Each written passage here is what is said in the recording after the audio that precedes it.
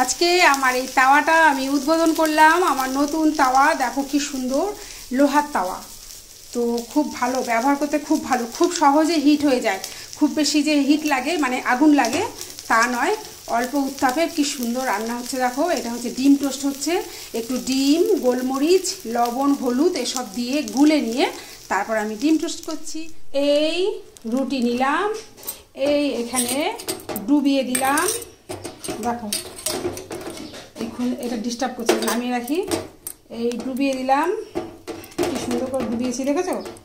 এবার আমার তাওয়াটা হয়ে গেছে, এই দিয়ে দিলাম। এবার উল্টে দিলাম। এবার তুলে নিলাম। দেখো রেডি আমার ডিম টোস্ট, গরম গরম ডিম টোস্ট। চলো এবার যাই, ছেলেকে দিয়ে দেবো। এই দুটো আর এখানে এই দুটো আমি একটু গোলমরিচ বেশি দিয়েছি আমারটাতে। এই যে আমারটা রেডি হয়ে গেছে।